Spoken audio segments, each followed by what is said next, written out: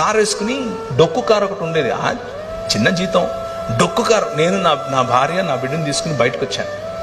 బండి తోలుతున్నాను, నా వల్ల కావట్లేదు, ప్రెషర్ కుక్కర్ పగిలిపోతుంది. బండి ఆపి బయటకు వచ్చి గట్టి గట్టిగా అరుస్తున్నాను.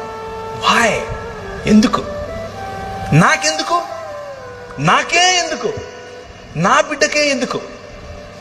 ఇన్నేళ్లు నేను కష్టపడ్డానే నీకోసం, ఇన్నేళ్లు నేను నా ఇల్లు ఇడిచిపెట్టి వచ్చానే, ఉత్తర భారతదేశంలో నీకోసం తన్నించుకోవాలా నేను, నువ్వేమో నా బిడ్డకు గుండెలో చిల్లు పెడతావా అని దేవునితో కొట్లాడటం మొదలుపెట్టాను. 2 సంవత్సరాలు, ఇంకా ఎక్కువే చెప్పాలంటే, కొట్లాడుతూ వచ్చాను. వాక్యం చెప్తున్నాను, చిరునవ్వు ఉంది, అన్ని చేస్తున్నాను, అమెరికాకి వెళ్తున్నాను, అక్కడ వాక్యం చెప్తున్నాను, ఇక్కడికి వస్తే ఇక్కడ వాక్యం కానీ మనసులో ఒక పోరాటం, దేవునితో పోరాటం. ప్రభువు నన్ను ఒక ప్రశ్న వేశాడు. ఒరే, నువ్వు ఎంతకాలం బతుకుతావురా అన్నాడు. వేసుకో, ఒక 80-90 వేసుకో, దాని తర్వాత ఈమె నీ బిడ్డ కాదు, నువ్వు చచ్చిపోతావు. కానీ నాకు జీవితాంతం బిడ్డ. ఈ జీవితమే కాదు, నూతన సృష్టిలో కూడా బిడ్డ. అది నా ప్రేమకు నీ ప్రేమకు తేడా. టెన్షన్ పడకొని చెప్పాడు.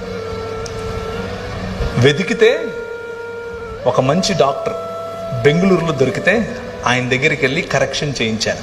ఆ అమ్మాయికి 1.5 సంవత్సరం 2 ఏళ్ళు ఉండగానే కరెక్షన్ చేయించాను. కంప్లీట్గా హీల్ చేశాడు దేవుడు, కంప్లీట్గా. ఇప్పుడు సామాన్యమైనటువంటి పిల్లలు ఎంత ఎదుగుతారో, ఎంత మాట్లాడతారో, ఎంత చదువుతారో, ఎంత ఉన్నతంగా ఆలోచిస్తారో, అన్నీ సామాన్యుల కంటే బెటర్గా నా బిడ్డను ఆశీర్వదించాడు.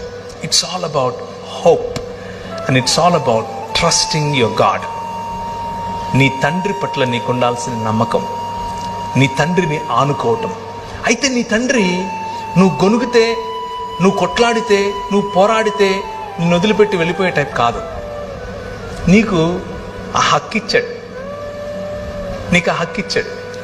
నువ్వు నీ ఒంటరితనంలో, నీ బలహీనతలో, నీ రోగంలో ఆయనతో పోరాడు. ఆయన అడుగు, ఎందుకు ఇలా అవుతుంది నాకు అని అడుగు. సమాధానం ఆయనే ఇస్తాడు. నాకే ఎందుకు, నా కుటుంబానికే ఎందుకు, నా సంఘానికి ఎందుకు ఇలా అవుతుంది, మా సమాజానికి ఎందుకు ఇలా అవుతుంది, సమాధానం ఆయనే ఇస్తాడు. Wait and see.